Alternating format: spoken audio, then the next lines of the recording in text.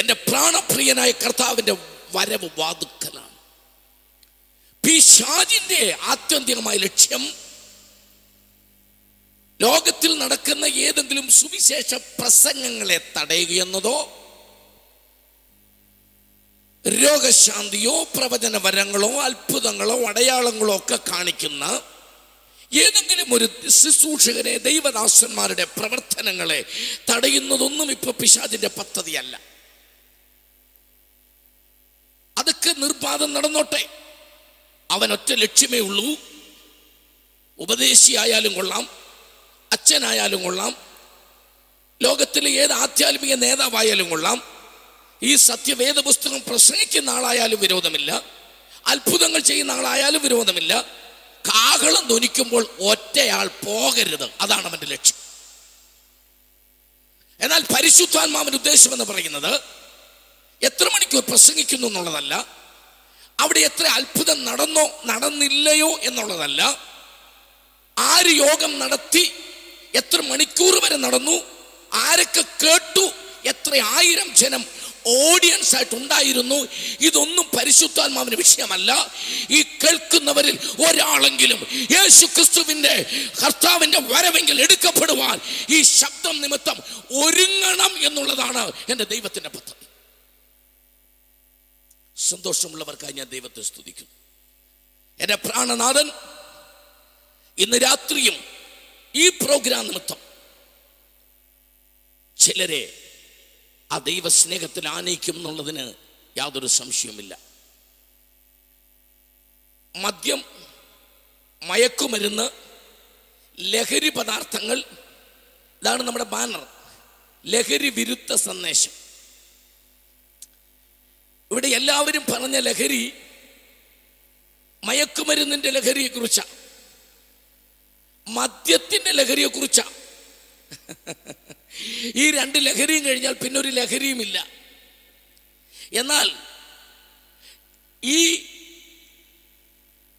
ദേശത്ത് നല്ല ലോകം മുഴുവനും എല്ലാവരും ഒന്നും മയക്കുമരുന്നിന്റെ ലഹരിയിലല്ല, പക്ഷെ അവർ ലഹരിയിലാണ്.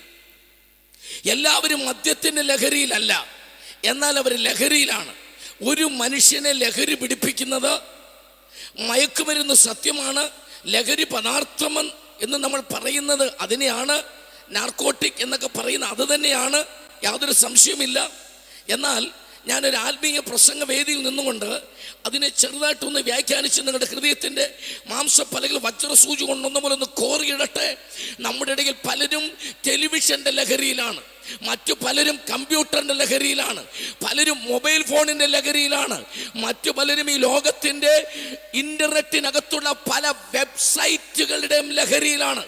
ഒരു കാര്യം ഉറപ്പാ, ഒരു പക്ഷേ ബ്രൗൺ ഷുഗറോ ഹാഷിഷോ മരിഞ്ചുമാനയോ കഞ്ചാവോ പട്ടച്ചാരായമോ ബ്രാണ്ടിയോ ഒന്നും കുടിച്ച് ലഹരി പിടിച്ച് വഴിയിൽ കിടന്നില്ലെങ്കിലും ഇന്ന് വിവര സാങ്കേതിക വിദ്യ വളർന്നുകൊണ്ടിരിക്കുന്ന നമ്മുടെ ഈ ലോകത്തിൽ പലരും അതിൻ്റെ ഉപയോഗത്തിനകത്തെ വികലത നിമിത്തം പലതിലും ലഹരി പിടിച്ചിട്ട് അവർ ആധ്യാത്മിക ജീവിതം നന്നേ തകർന്നു പോയിരിക്കുന്നുവെന്ന് ലോകം മുഴുവൻ ഇന്ന് രാത്രി ഈ ശബ്ദപരിധിയിലൂടെ വായിച്ചു കേൾക്കണം. ആമേൻ. എത്ര പേർക്ക് ഞാൻ പറയുന്നതിന്റെ അർത്ഥം മനസ്സിലാകുന്നുണ്ട്? എന്നെ കേൾക്കുന്ന പ്രിയപ്പെട്ട സ്നേഹിത, വാക്കുകളുടെ ആവേശം കൊണ്ട് നിങ്ങളുടെ ഉള്ളിൽ ഈ മെസ്സേജ് പതിയാതിരിക്കരുത്. ഇന്നത്തെ തലമുറയ്ക്ക് പലതിൻ്റെ ലഹരിയിലാണ് അവരുടെ ആധ്യാത്മിക ജീവിതം തകർന്നിരിക്കുന്നു. അവർക്ക് മാതാപിതാക്കളോട് ബഹുമാനമില്ലാത്തവരെ മാറിയിരിക്കുന്നു. അവരിൽ ദൈവസ്നേഹം നഷ്ടപ്പെട്ടിരിക്കുന്നു. ഇതിനെ മറികടന്നിട്ട് ജീവിതത്തിൽ ഒരു മാനസാന്തരം, ജീവിതത്തിൽ ഒരു മാറ്റമുണ്ടായിട്ട് അതിനൊരു ചട്ടക്കൂടുണ്ടാകണം, ജീവിതത്തിനൊരു ടൈം ടേബിൾ ഉണ്ടാകണം. എവിടെ പോകുന്നെന്ന് ചോദിച്ചാൽ എനിക്ക് ഇഷ്ടമുള്ളിടത്ത് പോകുന്നെന്ന് പറയുവാൻ എല്ലാവർക്കും അവകാശമുണ്ട്. നീ എന്ത് ചെയ്യുന്നു എന്നും എനിക്ക് ചോദിച്ചാൽ എനിക്ക് ഇഷ്ടമുള്ളത് ചെയ്യും എന്ന് പറയാൻ അവകാശമുണ്ട്.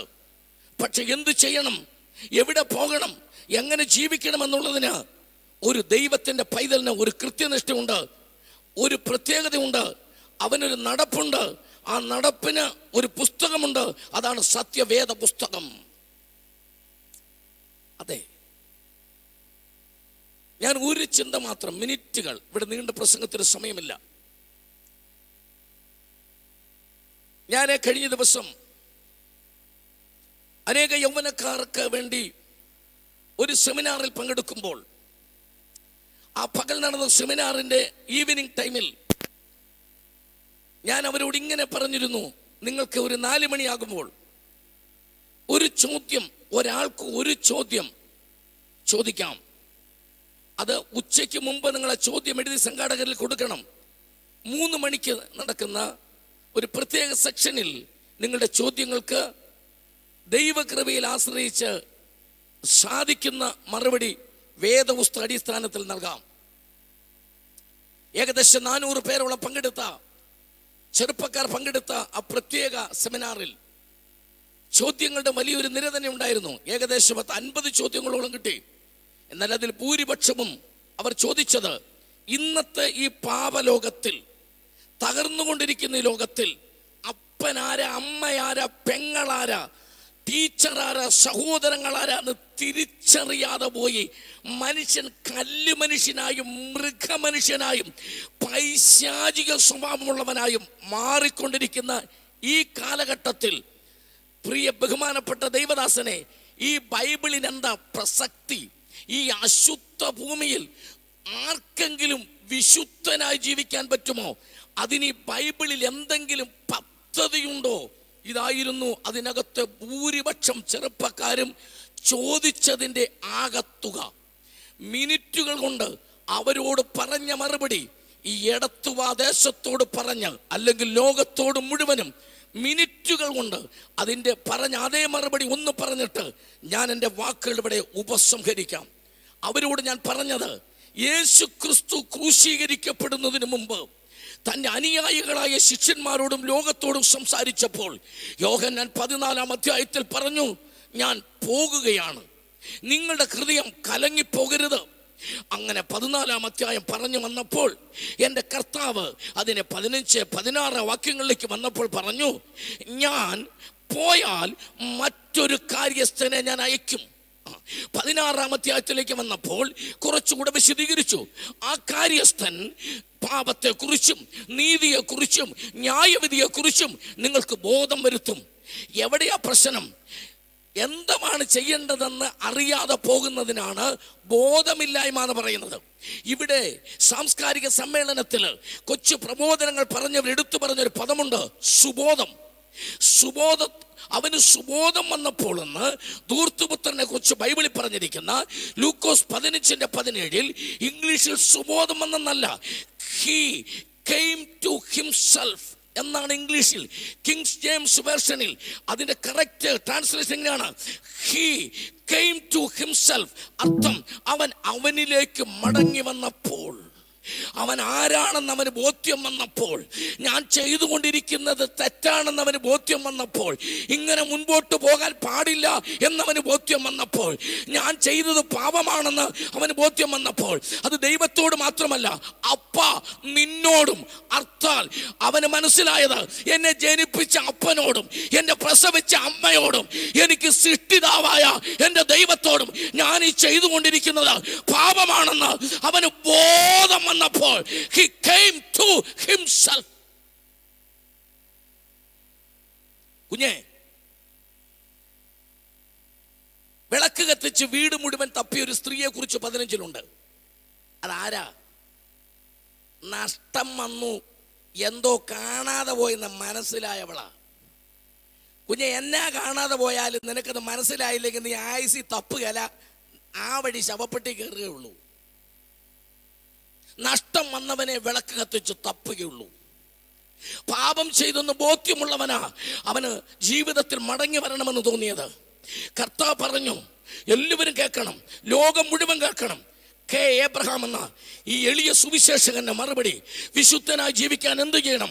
ഉത്തരം ഉത്തരം, നീ പരിശുദ്ധാത്മാവിനാൽ നയിക്കപ്പെടണം. 2 വഴിയില്ല, 3 വഴിയില്ല, 1.5 വഴിയില്ല, ഒറ്റ വഴിയേ ഉള്ളൂ. ഈ അശുദ്ധ ലോകത്തിൽ ആര് ജീവിക്കണമെങ്കിലും, നീ ഏത് മതമായിക്കോട്ടെ, നീ എത്ര വിദ്യാസമ്പന്നനായിക്കോട്ടെ, IAS കാരനോ അല്ല IPS അല്ല IFS, നീ മന്ത്രിയോ അല്ല മത നേതാവായിക്കോട്ടെ, ഒറ്റ ഉത്തരമേ ഉള്ളൂ, പരിശുദ്ധാത്മാവിലല്ലാതെ നിനക്ക് പാപം ചെയ്യാതെ ഈ ഭൂമിയിൽ ജീവിക്കാൻ പറ്റുകയില്ല. നിന്നെ വിശുദ്ധനാക്കി കർത്താവിന്റെ വരവെങ്കിൽ ഒരുക്കണമെങ്കിൽ ഒറ്റ ശക്തിക്ക് കഴിയൂ, അതാണ് ദൈവത്തിന്റെ പരിശുദ്ധാത്മാവ്. This is gospel. ഇതാ സുവിശേഷം. This is message. വഴിക പരുവത്തിൽ അങ്ങനെയാണേലും ഇങ്ങനെയാണേലും കുഴപ്പമില്ല, അഡ്ജസ്റ്റ് ചെയ്ത് സോപ്പിട്ട് കാര്യം പറഞ്ഞ് അവസാനം നരകത്തിൽ കൊണ്ടുപോകുന്ന പരിപാടിയല്ല സുവിശേഷം. സത്യവേദ പുസ്തകം കേട്ടുകൊണ്ടിരിക്കുന്ന നിന്റെ ഹൃദയത്തിനകത്ത് അല്പം കഠിനമാണെന്ന് തോന്നിയാലും, ഇതല്പം കട്ടിയാണല്ലോ, എങ്ങനെ നടക്കുമെന്ന് ഒരുപക്ഷെ തോന്നിയാലും, ഇന്ന് രാത്രി പറയട്ടെ, ഇതല്ലാതെ ഞങ്ങൾക്കൊരു മെസ്സേജ് ഇല്ല. ഈ സംഗീത പ്രോഗ്രാം വിജയിക്കുന്നത് ഞങ്ങളുടെ പാട്ടിന്റെ കഴിവിലല്ല, ഞങ്ങളുടെ സ്വരത്തിന്റെ ശക്തിയിലല്ല. ഇവിടെ ഞങ്ങൾ ആരെ പ്രസന്റ് ചെയ്യുന്നു, ആ യേശുവിനെ ഒരാൾ സ്വീകരിക്കുമ്പോഴാണ് ഞങ്ങളുടെ ഈ പ്രോഗ്രാം വിജയിക്കുന്നത്. This is gospel. ഇതാണ് സുവിശേഷം. ആമേൻ. Then the next question, ആ ചെറുപ്പക്കാരോട് ഞാൻ പറഞ്ഞത്, പരിശുദ്ധാത്മാവ് എങ്ങനെ ഒരുത്തനെ വിശുദ്ധനാക്കും, പരിശുദ്ധാത്മാവിന് എങ്ങനെ കഴിയും? ഉത്തരം, അപ്പോസ്തലപ്രവൃത്തികൾ 2-ാം അധ്യായത്തിലാണ് പരിശുദ്ധാത്മാവ് 120 പേരുടെ മേൽ ഇറങ്ങി എന്ന് നമ്മൾ ബൈബിളിൽ പഠിക്കുന്നത്. എങ്ങനെ ഇറങ്ങിയത്? അവരെല്ലാവരും ഒരു സ്ഥലത്ത് ഒരുമിച്ച് കൂടിയിരുന്നപ്പോൾ, അപ്പോസ്തലപ്രവൃത്തി 2-ാം അധ്യായം നിങ്ങൾ വീട്ടിൽ പോയി വായിക്കുക, റീഡിംഗ് പാസേജ് ആയിട്ട് തരുന്നു. ഒരുമിച്ച് കൂടിയിരുന്നപ്പോൾ കൊടിയ കാറ്റടിക്കുന്ന പോലെ ഒരു മുഴക്കമുണ്ടായി. പരിശുദ്ധാത്മാവ് ഈ ഭൂമിയിലേക്ക് വന്നത് ഒരു മുഴക്കമായിരുന്നു തുടക്കം. അർത്ഥാൽ മുഴക്കം കാണുകയല്ല, കേൾക്കുകയാണ്. ബൈബിൾ വായിച്ചു നോക്ക്, there is a sound. ഒരു മുഴക്കമായിട്ട് ആത്മാവ് ഇറങ്ങി വന്നത്, അത് കാതുകളിലാണ് സ്പർശിച്ചത്. അപ്പോൾ അവരുടെ കാതുകൾ അഭിഷേകം ചെയ്യപ്പെട്ടു. 2, അവരിരുന്നിരുന്ന വീട് മുഴുവൻ നിറച്ചു. അപ്പോൾ അത് ശ്വസിച്ചു, അവരുടെ മൂക്കുകൾ അഭിഷേകം ചെയ്യപ്പെട്ടു. അവർ അഗ്നിജ്വാല പോലെ പിളർന്നിരിക്കുന്ന നാവുകൾ പ്രത്യക്ഷമായി എന്ന് അവിടെ എഴുതിയിട്ടുണ്ട്. പ്രത്യക്ഷമാകുമ്പോൾ കണ്ണുകളാണ്, അപ്പോൾ കണ്ണുകൾ അഭിഷേകം ചെയ്യപ്പെട്ടു. അത് അവരുടെ ഓരോരുത്തൻ്റെ മേൽ പതിഞ്ഞു എന്ന് എഴുതിയിട്ടുണ്ട്. അപ്പോൾ അവരുടെ ത്വക്ക് അഭിഷേകം ചെയ്യപ്പെട്ടു. അവരെല്ലാവരും അന്യഭാഷയിൽ സംസാരിച്ചു. അവരുടെ നാക്ക് അഭിഷേകം ചെയ്യപ്പെട്ടു. സൗണ്ട് കേട്ടപ്പോൾ ചെവി, അവർ ശ്വസിച്ചപ്പോൾ മൂക്ക്, അവരത് കണ്ടപ്പോൾ കണ്ണ്, അത് പതിഞ്ഞപ്പോൾ ത്വക്ക്, അവർ സംസാരിച്ചപ്പോൾ നാവ്. അർത്ഥാൽ പരിശുദ്ധാത്മാവ് ഇറങ്ങി വന്നത് അവന്റെ പഞ്ചേന്ദ്രിയങ്ങളെ മുഴുവൻ അഭിഷേകം ചെയ്തുകൊണ്ടാണ് ദൈവത്തിന്റെ പരിശുദ്ധാത്മാവ് 2000 വർഷങ്ങൾക്ക് മുമ്പ് ഈ ഭൂമിയിലേക്ക് വന്നത്. എന്തിന്? For what? എന്തിന്? ഉത്തരം, ലോകത്തിന്റെ പാപം. Listen me please, please listen me. ലോകത്തിന്റെ പാപം മനുഷ്യന്റെ അകത്തേക്ക് കയറുന്നത് 5 വാതിൽ വഴിയാണ്. 5 doors. അതൊന്ന് ചെവി, 1 മൂക്ക്, ആമേൻ, 3 നിന്റെ കണ്ണ്, 4 നിന്റെ ത്വക്ക്, 5 നിന്റെ നാക്ക്. ഈ 5 വഴി കൂടല്ലാതെ ഒരു പാപവും നിന്റെ അകത്തിതുവരെ കയറിയിട്ടില്ല എന്ന് വീട്ടിൽ പോയിരുന്ന് നല്ലപോലെ ഇരുന്ന് നല്ലപോലെ ചിന്തിച്ചു നോക്ക്. ഈ 5 വഴിയിൽ ഏതെങ്കിലും ഒരു വഴി കൂടാണ് പാപം നിന്റെ അകത്ത് കയറിയത്. ഈ 5 വഴികളെ പരിശുദ്ധാത്മാവെന്ന കാവൽക്കാരനെ നിർത്തി അതിനെ അടച്ച് നിന്റെ അകത്തേക്ക് ലോകത്തിന്റെ പാപം കയറാതെ നിന്നെ അഭിഷേകം ചെയ്ത് നടത്തുന്നതാണ് സ്വർഗത്തിലെ ദൈവം ഭൂമിയിലേക്ക് അയച്ച പരിശുദ്ധാത്മാവിന്റെ ശുശ്രൂഷ. അല്ലാതെ 5-6 ഡ്രമ്മും തല്ലി പൊട്ടിച്ച്, കൈയടിച്ച് കയ്യും പൊട്ടിച്ച്, പാവലിച്ച് കീറി, സഭയ്ക്കകത്ത് ബഹളമുണ്ടാക്കി, ആവശ്യം പോലെ വാദവരാൽ അന്യഭാഷയും പറഞ്ഞ് ഇഷ്ടം പോലെ ജീവിക്കുന്നതല്ല പരിശുദ്ധാത്മാവെന്ന് പറയുന്നത്. തിരിച്ചറിയുന്നവർ ഇന്ന് രാത്രി കരമടിച്ച് ദൈവത്തെ സ്തുതിക്കുക. തിരിച്ചറിയുന്നവർ ദൈവത്തെ സ്തുതിക്കുക. ഇത് സത്യ സുവിശേഷമാ. ഇത് പറയാൻ എനിക്ക് 2 മണിക്കൂർ വേണ്ട, ഇത് പറയാൻ ഒരു കൺവെൻഷൻ എനിക്ക് വേണ്ട, ഇത് പറയാൻ എനിക്ക് 1 മണിക്കൂറും വേണ്ട. വെറും മിനിറ്റുകൾ കൊണ്ട് ഇന്ന് രാത്രി ഞാൻ ലോകത്തോട് വിളിച്ചു പറയുന്നു, ഈ പരിശുദ്ധാത്മാവിനെ സത്യസന്ധമായി നിന്റെ പഞ്ചേന്ദ്രിയങ്ങളെ നിയന്ത്രിക്കുവാൻ നീ ഏറ്റെടുക്കുമെങ്കിൽ ലോകത്തിലെ ഒരു പാപവും നിന്റെ അകത്തേക്ക് കയറി നിന്റെ ആത്മാവിനെ നശിപ്പിക്കുകയില്ല. പരിശുദ്ധാത്മാവ് നിന്നെ നീതിയുടെ പാതയിൽ നടത്തി യേശുവിനെ മണവാട്ടിയാക്കി മാറ്റും. Thank you Jesus, thank you Jesus. നീ സ്നാനപ്പെടണം, നീ വേർപെട്ട് വിശുദ്ധിയോടെ ജീവിക്കണം. ഉപദേശമൊക്കെ വേറെ ഉണ്ട്. ആമേൻ. സത്യോപദേശമുണ്ട്, പത്യോപദേശമുണ്ട്, വ്യക്തിയോപദേശമുണ്ട്, നിത്യോപദേശമുണ്ട്. അങ്ങനെ ഉപദേശം ഒരുപാട് കിടക്കുക. നമുക്കെല്ലാം കൂടെ അറിയാവുന്ന സത്യോപദേശം 7 മാത്രമേ അറിയൂ. പിന്നെ കിടക്കുന്ന പത്യോപദേശം, പിന്നെ കിടക്കുന്ന വ്യക്തിയോപദേശം, പിന്നെ കിടക്കുന്ന നിത്യോപദേശം. എന്തോരം ഉപദേശം കിടക്കുന്നു. ഇതെല്ലാം ഇതിനകത്തുണ്ട്. ആമേൻ. പരിമിതമായ സമയത്തിനുള്ളിൽ നിങ്ങളുടെ ഹൃദയത്തിൽ നിന്ന് ഒരിക്കലും മാഞ്ഞു പോകാതെ ആ ചിന്ത ഒരിക്കൽ കൂടെ പതിപ്പിക്കട്ടെ. കർത്താവ് വരും. ആരൊരുങ്ങിയാലും ഒരുങ്ങിയില്ലെങ്കിലും എൻ്റെ പ്രാണനാഥൻ വരും. ലോക സംഭവങ്ങൾ അത് വിളിച്ചറിയിക്കുക. പിശാചിൻ്റെ ലക്ഷ്യം നമ്മളെ വിടാതിരിക്കാനാ. അതിനൊരു മനസ്സിലാകുന്നൊരു ചിന്ത പറഞ്ഞിട്ട് അവൻ്റെ പദ്ധതി എന്താണെന്ന് പറഞ്ഞ് ഇത് ഞാൻ കൺക്ലൂഡ് ചെയ്യാം. ശ്രദ്ധിച്ചോ. യേശുവിനോട് പിശാച് ചോദിച്ചു, ഈ കല്ല് അപ്പമാക്കാമോ? വായിച്ചിട്ടുള്ളവരെന്ന് കൈപൊക്കിയാട്ടെ. മതി, ചിലരെങ്കിലും ബൈബിൾ വായിക്കുന്നവരുണ്ടല്ലോ. ഈ കല്ല് അപ്പമാക്കാമോ? കർത്താവ് കല്ല് അപ്പമാക്കിയില്ല, അതവിടെ നിൽക്കട്ടെ. 2 പിശാച് ചോദിച്ചു, ഈ ഗോപുരത്തെ നിന്ന് താഴോട്ട് ചാടാമോ? യേശു ചാടിയില്ല, പക്ഷെ പിശാച് ചോദിച്ചു. 3-മത് പറഞ്ഞു, വളരെ നിസ്സാരമായ കാര്യം, വളരെ സിമ്പിളായിട്ട് പറഞ്ഞു, നീ കമന്ന് വീണ് എൻ്റെ കാലിലോട്ട് വീണ് നമസ്തേ എന്ന് പറഞ്ഞാൽ നിനക്ക് കാണുന്ന മുഴുവൻ ഞാൻ ഒന്ന് സഹകരിക്കുന്നേ തരാം. അപ്പോൾ ഞാൻ ചോദിക്കുന്നത്, പിശാചേ, ലൂസിഫറിനോടാ ചോദിക്കുന്നത്, പിശാചേ, യേശു കഷ്ടപ്പെട്ട് ഈ കല്ല് അപ്പമാക്കിയ അമേരിക്കയെങ്കിലും നിനക്ക് കൊടുക്കാൻ മേലായിരുന്നു. യേശുവിന് ഇംഗ്ലണ്ടോ അമേരിക്ക ഏതെങ്കിലും ഒരു രാജ്യമെങ്കിലും കൂടി ഈ വീണ് നമസ്തേ എന്ന് പറഞ്ഞാൽ എല്ലാം തരാമെന്ന് പറഞ്ഞില്ലേ? ഈ കല്ല് അപ്പമാക്കിയാൽ എന്തേലും കൊടുക്കാമെന്ന് പറഞ്ഞോ? ഇല്ല. ഗോപുരത്തിൽ നിന്ന് ചാടിയാൽ എന്തെങ്കിലും കൊടുക്കാമെന്ന് പറഞ്ഞോ? സുവിശേഷത്തിന് വേണ്ടി കല്ലപ്പമാക്കുന്നവരും ഗോപുരത്തിൽ നിന്ന് ചാടുന്നവരും ഓർത്തോ, നീ ആക്കിയാലും ഒന്നുമില്ല, ചാടിയാലും ഒന്നുമില്ല, ചാടിയില്ലേലും പിശാചിനൊന്നുമില്ല. പക്ഷെ നമസ്കരിക്കുന്നത് എവിടാണെന്ന് പിശാച് നോക്കുന്നുണ്ട്. എത്ര പേർക്ക് മനസ്സിലായി ഞാൻ പറഞ്ഞതിൻ്റെ അർത്ഥം? അവന് നീ കല്ലപ്പമാക്കുന്നത് എന്താണെന്ന് അറിയണ്ട. എവിടെ അത്ഭുതം നടന്നാലും, എവിടെ എന്തെല്ലാം ബഹളം നടന്നാലും അതൊന്നും തടയാൻ പിശാച് വരുത്തില്ല. പക്ഷെ സത്യവചനം, സത്യ നമസ്കാരത്തെ കുറിച്ച് എവിടെയെങ്കിലും പറഞ്ഞാൽ അവിടെ പിശാച് വരും. കാരണം അവനറിയാം കല്ലപ്പമാകുന്നതിനേക്കാൾ പ്രധാനം നമസ്കാരമാ, ആരാധനയാ. എത്ര പേർക്ക് പിടികിട്ടുന്നുണ്ട് ഞാൻ പറയുന്നത്? കല്ലപ്പമാകുന്നതിനേക്കാൾ പ്രധാനം ആരാധന. ഇത് മനസ്സിലായവർ കരമുയർത്തി ദൈവത്തെ ഒന്ന് സ്തുതിച്ചാട്ടെ. മതി, ഇത്രയും കൈ മതി, ധാരാളം. ഒരുപാട് പ്രയോജനമില്ലാത്ത കൈ പൊങ്ങുന്നതിനേക്കാൾ പ്രയോജനമുള്ള 10 പൊങ്ങുന്നതല്ലേ നല്ലത്. സന്തോഷത്തോടെ ഒന്നുകൂടെ കരമുയർത്തി ദൈവത്തെ സ്തുതിച്ചാട്ടെ. God bless you. നിങ്ങളറിയണം, ശദ്രക്കിനെയും മേശക്കിനെയും അബേദ്നെഗോവിനെയും ഹോമിനെയും തീക്കകത്തിടുമ്പോൾ ദൈവം കണ്ടുകൊണ്ടിരുന്നു. ദൈവം മഴ പെയ്യിച്ച് തീ കെടുത്തിയില്ല. കെടുത്തിയോ?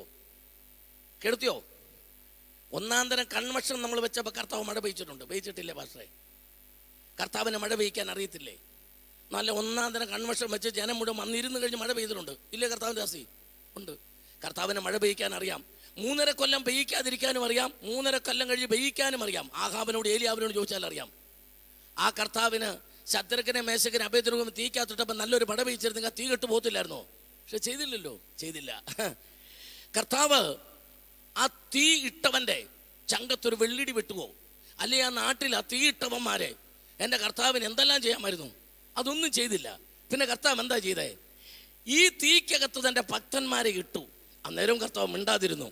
എന്നിട്ട് അവരുടെ കാച്ചട്ടയോ ഉടുപ്പോ പോലും കത്തിപ്പോകാതെ അവരുടെ കയ്യിൽ കെട്ടിയ കെട്ട് മാത്രം കത്തിച്ച് കളഞ്ഞിട്ട് ആ തീക്കകത്തൂടെ അവരെ ഭംഗിയായിട്ട് അങ്ങോട്ടും ഇങ്ങോട്ടും നടത്തിയിട്ട് ദൈവം പറഞ്ഞു, ഇവരുടെ ദൈവമാണ് ഞാൻ. ഈ തീ കെടുത്തുന്ന ദൈവമല്ല, ഈ പ്രതികൂലം മാറ്റുന്ന ദൈവമല്ല. ആ പ്രതികൂലത്തിലൂടെ സന്തോഷത്തോടെ നിന്നെ എന്നെ നടത്തി ലോകത്തിൽ ദൈവം ആരാന്ന് തെളിയിക്കുന്ന ആ ദൈവത്തിന്റെ മക്കളാണ് നിങ്ങളും ഞാനും. പ്രതികൂലത്തിലൂടെ, കഷ്ടതയിലൂടെ, വേദനയിലൂടെ കടന്നു പോകുന്ന ചിലരെങ്കിലും ഈ രാത്രി എന്റെ പ്രസംഗം ശ്രദ്ധിക്കുന്നുണ്ടെങ്കിൽ ധൈര്യമായിട്ടിരിക്കുക. ഈ കഷ്ടതയിൽ, ഈ പ്രതികൂലത്തിൽ എൻ്റെ ദൈവം നിന്നോട് ചെയ്യുന്നത് പ്രതികൂലം മാറ്റുകയല്ല, ഈ പ്രതികൂലത്തിലൂടെ നിന്നെ നടത്തി നിന്നെ വിജയിപ്പിച്ച് എൻ്റെ ദൈവം ആരാണെന്നോ ആ പ്രതികൂലത്തിന് നിന്റെ ശരീരത്തിട്ടിരിക്കുന്ന വസ്ത്രം പോലും കത്തിച്ച് കളയാൻ പറ്റാതെ തീ തോറ്റുപോകും, നീ ജയിക്കും.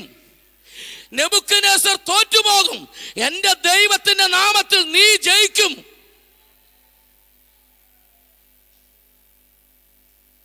ആമേൻ.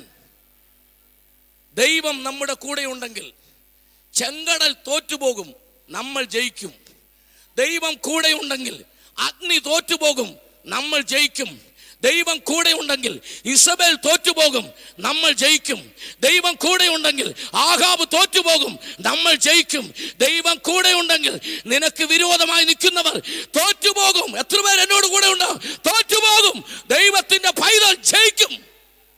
എങ്ങനെ ഈ ഭൂമിയിൽ പാപം ചെയ്യാതെ ഒരു വിശുദ്ധനായി ജീവിച്ച് യേശുവിന്റെ വരെങ്കിൽ എടുക്കപ്പെടാം? ഉത്തരം, പരിശുദ്ധാത്മാവ് നിന്നെ നടത്തണം, പരിശുദ്ധാത്മാവ് നിന്നെ നയിക്കണം. ഇതാകുന്നു മകനെ മകളെ വഴി എന്നുള്ള ഇമ്പ ശബ്ദം നിന്നെ പരിശുദ്ധാത്മാവ് കേൾപ്പിക്കും. അതുകൊണ്ട് പരിശുദ്ധാത്മാവിന് വിധേയപ്പെടുക, പാപത്തോട് വിട പറയുക, ഒരു പുതിയ മനുഷ്യനാകുക. ദൈവം അനുഗ്രഹിക്കും. God bless U. ഒറ്റ വാക്ക് പ്രാർത്ഥിക്കുന്നു, കണ്ണുകളടയ്ക്കാം. ഈ ശബ്ദം കേട്ട നിന്റെ കുഞ്ഞുങ്ങളെ അനുഗ്രഹിക്കണേ ദൈവമേ. ഈ കൊച്ചു മെസ്സേജിലൂടെ ഈ ലോകത്തിൻ്റെ പാപ വഴികൾ വിട്ട്, ഈ ലോകത്തിന്റെ പാപത്തിന്റെ ലഹരി പിടിച്ചിട്ട് ആ ലഹരിക്ക് അടിമയായി തീർന്നിട്ട് എങ്ങനെ ദൈവത്തെ ആരാധിക്കാൻ കഴിയുമെന്ന ഒരുപാട് ഭാരനിമിത്തം ജീവിക്കുന്ന ചിലരെങ്കിലും ഈ ശബ്ദം കേട്ട് അനുഗ്രഹിക്കപ്പെടണമേ. എൻ്റെ കൂടെ പ്രാർത്ഥിക്കുന്ന ചിലർ ഈ മെസ്സേജ് കേട്ടുകൊണ്ട് ദൂരത്തിലിരിക്കുന്നവരുണ്ട്, അവരെ അനുഗ്രഹിക്കണമേ. രോഗികൾക്കായി ഞങ്ങൾ പ്രാർത്ഥിക്കുന്നു, മനസ്സ് തകർന്നവർക്കായി പ്രാർത്ഥിക്കുന്നു, നിരാശയിലിരിക്കുന്നവർക്കായി പ്രാർത്ഥിക്കുന്നു. പ്രത്യാശ കൊണ്ട്, സൗഖ്യം കൊണ്ട്, ബലം കൊണ്ട്, കൃപ കൊണ്ട് അവരെ നിറയ്ക്കണമേ, അനുഗ്രഹിക്കണമേ. യേശു ക്രിസ്തുവിന്റെ വിലയേറിയ നാമത്തിൽ പിതാവേ, ആമേൻ, ആമേൻ. സ്തോത്രം.